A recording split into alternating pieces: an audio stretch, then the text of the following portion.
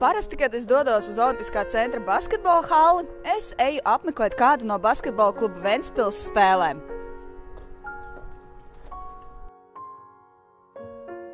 Bet šodien es satikšos ar kādu īpašu puisi vārdā Andris. God knows what is hiding in those weak and drunken hearts. Guess he kissed the girls and made them cry, those hard-faced queens of misadventure. Nu, ko mēs esam satikušies šajā basketbola zālē, kur nākamā otrdien būs kāds īpašs notikums veltīts tev. Pastāst varbūt citiem cilvēkiem, kas šeit notiks. Šeit notiks spēle, kas ir saistībā ar labdarības pasākumu, kur tiks vākt nepieciešamā naudiņa priekš maniem dzirdes aparātiem. Varbūt pastāst vairāk, kādēļ tev šis dzirdes aparāts ir vajadzīgs? Tādēļ, kad ir jau pagājuši 8 gadi, kopš iegādāju šos aparātus, un tā tehnika tā kā nolietojās, un šī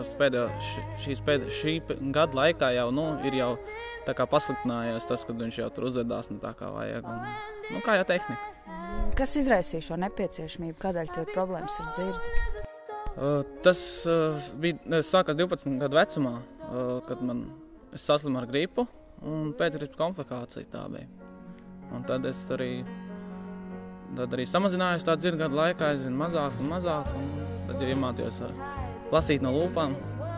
Un tad jau griezāmies pie doktoriem, un es tad secināju, ka ir vājdzirdība.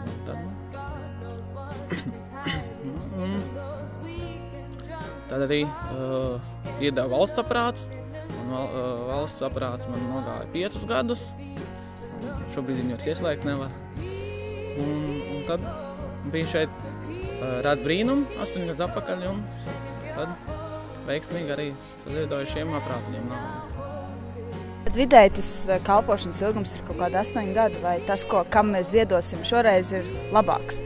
Jā, jo tehnoloģija attīstās, un šim ir tā, ka šim ir mitrums tiek klāt, un tas viņam arī pasliktina to, un tiem jaunajiem mitrums klāt tā kā netiek, viņi ir speciāli, kas ūdens izturīgi aparāti. Tā kā es esmu aktīvs, tad ir tā, ka es arī ļoti spēcīgi svīstu ātri, jo vairāk kustos, jo ātrāk es svīstu, tā var teikt. Un tad tad tas arī līdz ar to tas samazina arī to laiku viņiem.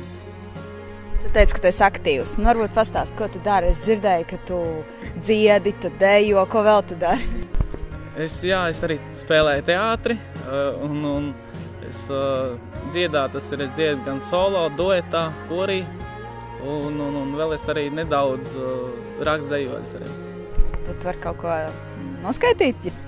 Dzīve un mīlestība ir dzīves būtība, ko cilvēki dzīvo un izdzīvo katru mirkli, kas nāk un iet, kā laiks, kas neapstājās, kā gadi, kas iet līdz vēja spārniem, kā bērnība un atmiņas, kuras atceroties, iesilda mūsu sirsniņu, kā silta saule dienas vidū. Ļoti skaisti. Un kā tev ar dejošanu? Tu teici, ka tu arī dejo?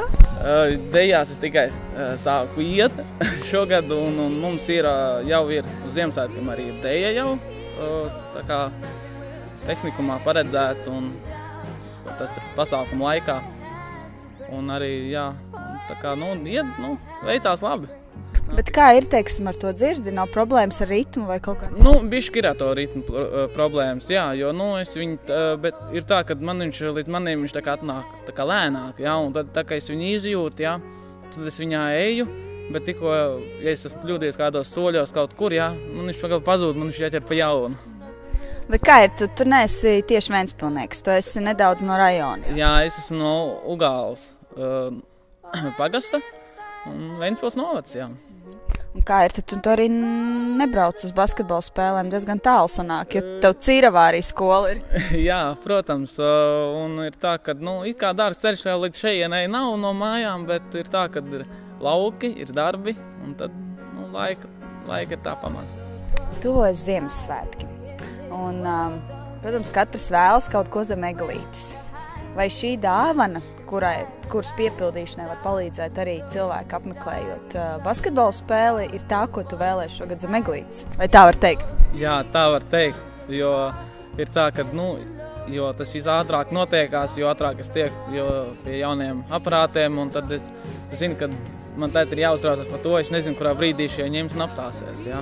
Un tā, kad tikšu jo ātrāk es tikšu pie viņiem, tad es zinu, ka tad man būs tāda kā garantija līdz ar to, ka es varu turpināt klausīties visu apkārt kā tagad, ja? Kā šobrīd.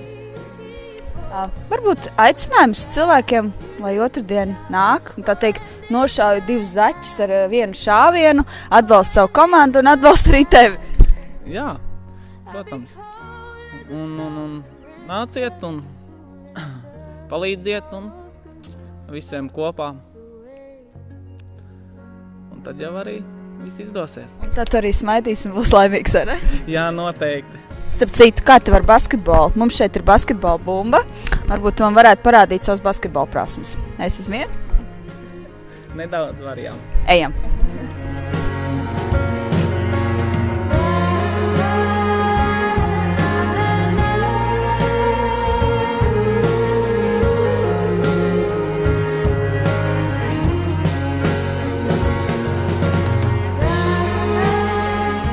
17.